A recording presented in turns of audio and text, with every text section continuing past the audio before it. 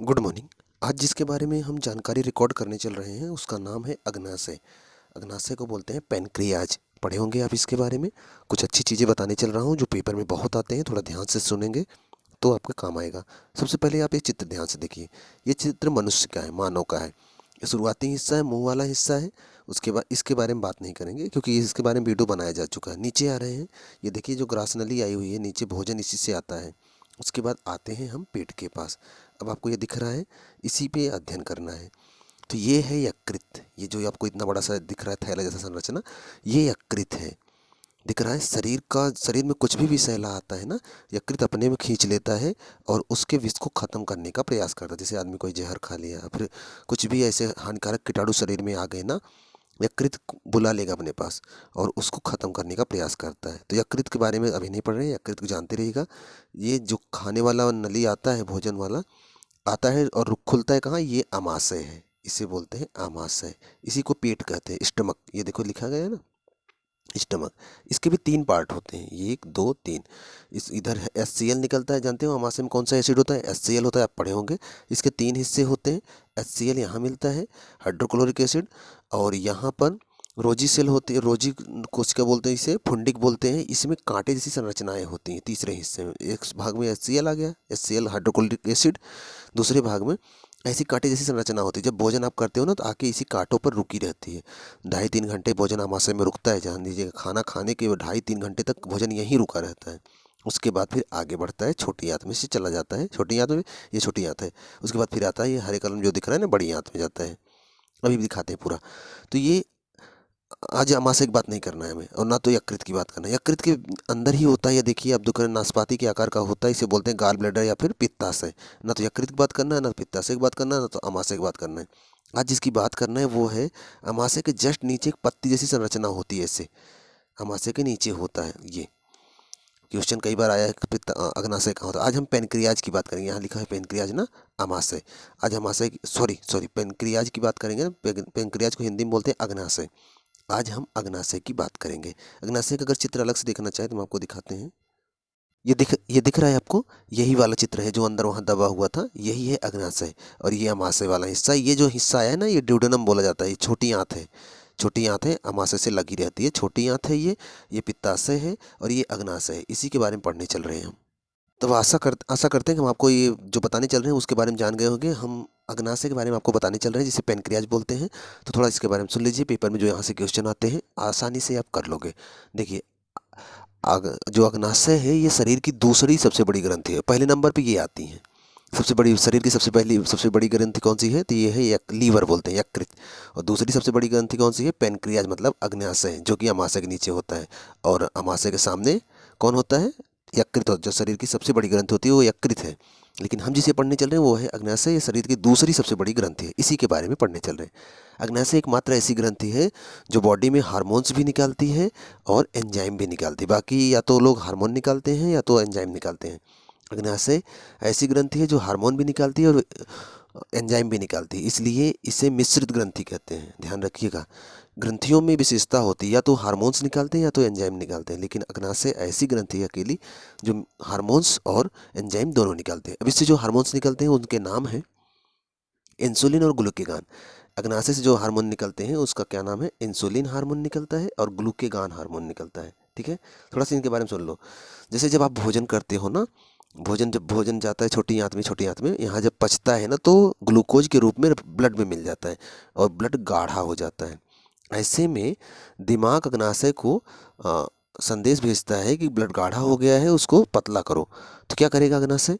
अग्नाशय अपने अंदर से निकालेगा इंसुलिन हार्मोन, और इंसुलिन हार्मोन जाएगा ब्लड में घुलेगा और ब्लड में जो एक्स्ट्रा ग्लूकोज रहेगा उसे इकट्ठा करेगा, ले जाकर यकृत में जमा कर देगा। बात क्लियर है? ये जाएगा पूरे खून में घुलेगा।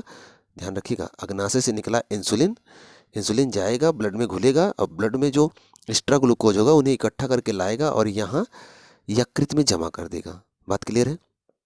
उसके बाद एक हार्मोन और निकलता है ग्लूकेगान। अभी बताएं हम आपको, ग्लूकेगान क्या करेगा? अब यकृत में इकट्ठा कर दिया है ग्लूकोज, क्या होता है कभी कभी हम भोजन नहीं करते, 1 दिन 2 दिन जैसे उपवास कर जाते हैं लोग, तो शरीर में तो ग्लूकोज चाहिए ना। और आप भोजन ही नहीं कर रहे हो, तो क्या करेगा, ऐसे में अग्नाशय क्या करेगा, निकालेगा ग्लूकेगान हार्मोन और ये जाएगा यकृत में। यकृत में जो इकट्ठा किया गया भोजन रखा था ना, उसको लाएगा, ग्लाइकोजन में बदलेगा और डाल ग्लाइकोजन के रूप में यहाँ इकट्ठा करके रखता है। यकृत में जो भोजन इकट्ठा होता है, इंसुलिन जो इकट्ठा करता है वो ग्लाइकोजन के रूप में रखता है, ठीक है। और क्या करेगा, ग्लूकेगान जाएगा, जो यहाँ ग्लाइकोजन के रूप में यकृत में भोजन इकट्ठा हुआ है उसे लाएगा, ग्लूकोज में बदलेगा और रक्त में मिला देगा, तो रक्त में ऊर्जा फिर से मिल जाएगी। तो दोनों का काम क्लियर है, ग्लूकेगान और ग्लाइकोजन का, सॉरी ग्लूकेगान और दो हार्मोन था ना, इंसुलिन और ग्लूकेगान। तो इंसुलिन का काम पता है, इंसुलिन क्या करता है, निकाल के यकृत में इकट्ठा करता है, और ग्लूकेगान क्या करता है, जरूरत पड़ने पर यकृत से निकाल कर लाएगा, रक्त में फिर से मिला देगा, ठीक है। इन दोनों का काम आपको समझ में आ गया। ये निकलेंगे हार्मोन कहाँ से, ये दोनों निकलेंगे पेनक्रियाज से, मतलब अग्नाशय से। इसके अलावा अग्नाशय से कुछ एंजाइम्स भी निकलते हैं। एंजाइम क्या करेंगे, चीज़ों को पचाने में मदद करते हैं। जो एंजाइम निकलते हैं उनके नाम सुन लो। एक निकलता है ट्रिप्सिन एंजाइम, यहाँ से एक निकलता है ट्रिप्सिन एंजाइम। कहाँ से निकलेगा, यहीं से, अग्नाशय से। इसका काम क्या होता है, ट्रिप्सिन एंजाइम भोजन में जो प्रोटीन्स आते हैं, आप खाना खाओगे उसमें वसा, प्रोटीन, कार्बोहाइड्रेट बहुत कुछ रहता है, तो ट्रिप्सिन एंजाइम क्या करेगा, जो प्रोटीन आएगा प्रोटीन को पचाने में मदद करता है। ध्यान रखना, पूछा जाता है पेपर में। ट्रिप्सिन एंजाइम जो अग्नाशय से निकलता है वो प्रोटीन पचाता है। उसके बाद एक निकलेगा एमाइलेज एंजाइम। कहाँ से निकलेगा, इसी पेंक्रियाज से, मतलब अग्नाशय से। उसका नाम है एमाइलेज एंजाइम। एमाइलेज एंजाइम क्या करेगा, स्टार्च को, शर्करा को, स्टार्च समझते हो ना, स्टार्च को पचाने में मदद करता है, ठीक। इसी से एक एंजाइम और निकलता है, तीन मुख्यतः निकलते हैं। एक एंजाइम और निकलता है, उसका नाम है लाइपेज एंजाइम। लाइपेज एंजाइम, और लाइपेज एंजाइम क्या करेगा, लाइपेज एंजाइम जो भोजन में चर्बी आई हुई है, वसा आया हुआ है, उसको पचाने में मदद करेगा। बात क्लियर है ना। अग्नाशय कितना महत्वपूर्ण काम करता है, अभी अग्नाशय पीछे हम आपको दिखाए थे, ये अग्नाशय के नीचे होता है, हार्मोन्स भी निकालता है और एंजाइम भी निकालता है, इसीलिए इसे मिश्रित ग्रंथि कहा जाता है। इतनी बात क्लियर है। और ये भी बताया कि शरीर की दूसरी सबसे बड़ी ग्रंथि है, ये भी आपको याद रहना चाहिए। इसके अलावा कुछ चीज़ें और बता देते हैं आपको कि अग्नाशय में एक भाग होता है लैंगरहंस की दीपिका, अग्नाशय के अंदर होता है, उसकी खोज लैंगरहंस साहब ने किया था, इसीलिए उसका नाम ही रख दिया गया लैंगरहंस की दीपिका। ये जो लैंगरहंस की दीपिका वाला भाग होता है ना, उसके बीटा और अल्फा कोशिकाएं होती है उसमें। तो जो बीटा कोशिका होता है उसी से इंसुलिन निकलता है। लैंगरहंस की दीपिका के बीटा कोशिका से इंसुलिन निकलता है और अल्फा कोशिका से ग्लूकेगान निकलता है, ठीक है। इसलिए इनको ध्यान रखना। और जानते हो, जो गामा कोशिका और भी है, गामा कोशिका से सोमेस्टोसिन हार्मोन निकलता है, ठीक। और ये क्या करता है, इंसुलिन जो रक्त में आता है उसके क्या करता है, शर्करा को नियंत्रित करने का काम करता है। हमने आपको बता दिया है। एक बात और जानते रहिएगा, ये जो अग्नाशय रस निकलता है, इसमें 98% जल होता है। जो अग्नाशय से जो पानी के रूप में रस निकलता है, जिसमें एंजाइम हार्मोन्स घुले रहते हैं, उसमें 98% जल होता है। शेष 2% में लवण एवं एंजाइम हार्मोन सब होते हैं। और जो ये अग्नाशय है ना, इसका जो रस है वो कैसा होता है, क्षारी होता है। ध्यान रखिएगा, अम्लीय नहीं होता है, क्षारी होता है। और इसका पीएच मान कितना होता है, 7.5 से 8.5 के बीच में होता है, ठीक। तो ये रहा अग्नाशय से संबंधित कुछ महत्वपूर्ण जानकारी। इनको आप इकट्ठा करके रखिएगा। फिर किसी दिन यकृत के बारे में बताएंगे और अमाशय के बारे में बताएंगे, छोटी आंत के बारे में बताएंगे, बड़ी आंत के बारे में बताएंगे। पूरा पाचन तंत्र आपका क्लियर हो जाएगा, परेशान मत होइएगा। लेकिन जितना बताया जाए उनको जोड़ जोड़ के याद जरूर करिएगा।